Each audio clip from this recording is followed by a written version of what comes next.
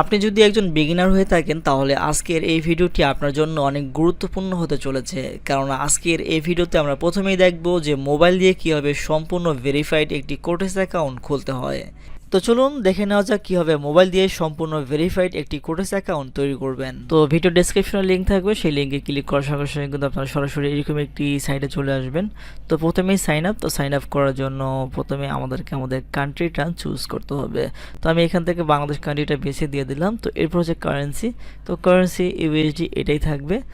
আর এরপর হচ্ছে ইমেইল, তো আপনার ফোনে যে ইমেইল রয়েছে সেই ইমেইলটা আপনি এখানে দিয়ে দিবেন। দেওয়ার পরে একটু ড্র্যাগ করে নিচের দিকে আসবেন। তো এখানে দেখতে পাচ্ছেন যে পাসওয়ার্ড, জাস্ট এখানে আপনার পছন্দ মতো একটি পাসওয়ার্ড দিয়ে দিবেন। আর পাসওয়ার্ডগুলো একটু স্ট্রং দেওয়ার চেষ্টা করবেন, নাম্বার বা সব কিছু মিলিয়ে, যাতে করে পাসওয়ার্ডটা অনেক স্ট্রং হয়। এরপরে এখানে একটি টিক মার্ক দিয়ে দিবেন। দেওয়ার পরে এখানে আরও একটি টিক মার্ক দিয়ে দিবেন। দুইটি টিক মার্ক দেওয়ার পরে সব কিছু ঠিকঠাক আছে কিনা ভালো করে চেক করে নেবেন। নেওয়ার পর রেজিস্ট্রেশন, জাস্ট এখানে একটা ক্লিক করে দিবেন।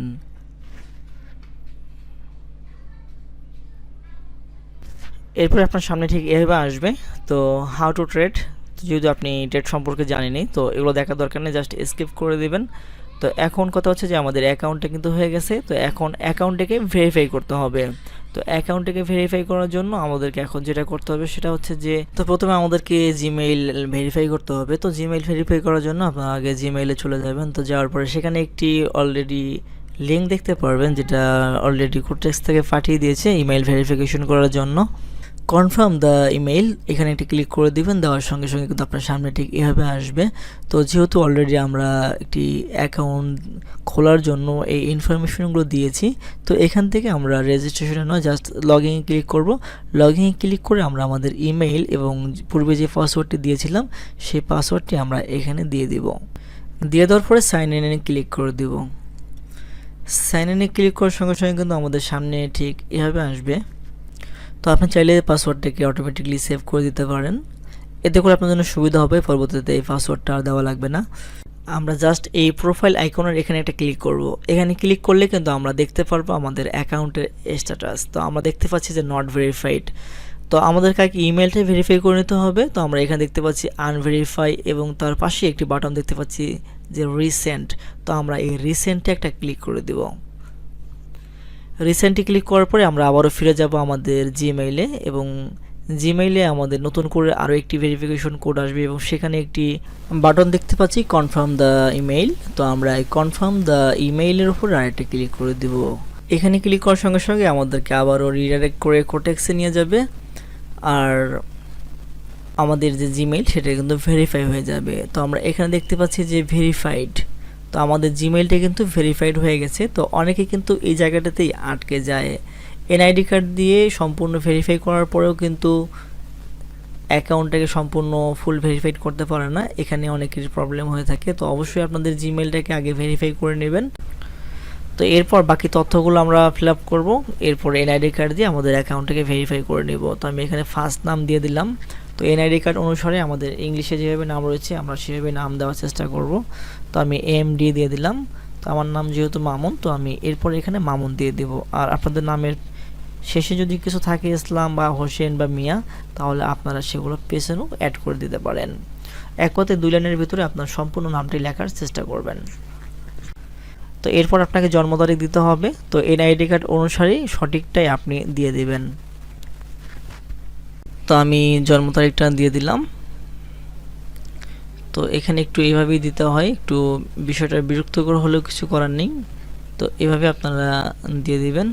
এরপর কান্ট্রিটা ডিফল্টভাবে শো করবে। তো এর নিচে আপনাকে অ্যাড্রেস দিতে হবে। তো মূলত আপনি আপনার এনআইডি কার্ড অনুসারে আপনি যে এলাকার সে এলাকার থানা এবং জেলার নামটা শুধু দিয়ে দিবেন ইংরেজিতে লিখে, আর বেশি কিছু আপনাকে দিতে হবে না, শুধু উপজেলা মানে থানা এবং জেলাটা দিয়ে দিবেন।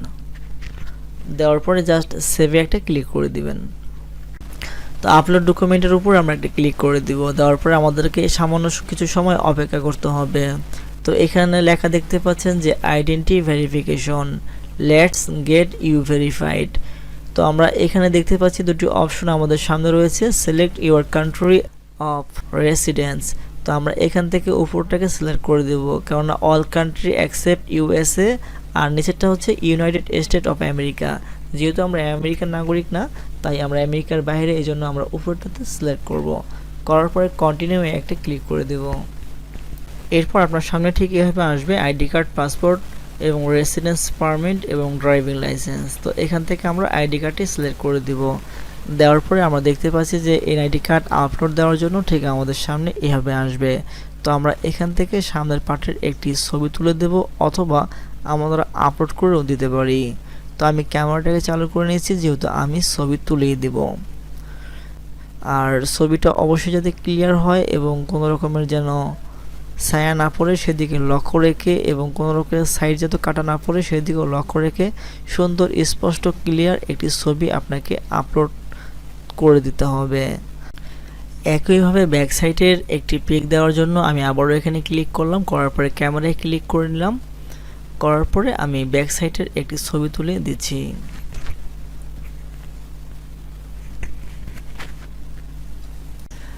একই নিয়মে আমি ব্যাক সাইডের একটি পিক তুলে দিলাম। দেওয়ার পরে আমি এখানে দুটি ভালোভাবেই পর্যবেক্ষণ করছি। তো আপনার কাছে যদি সবকিছু ঠিক থাকে তাহলে নেক্সট বাটনে ক্লিক করবেন, আর যদি কোনো একটাতে প্রবলেম দেখতে পারেন তাহলে সেটিকে ডিলিট করে নতুন করে আবারও একটি পিক তুলে দেবেন। দেওয়ার পর নেক্সট একটি ক্লিক করবেন।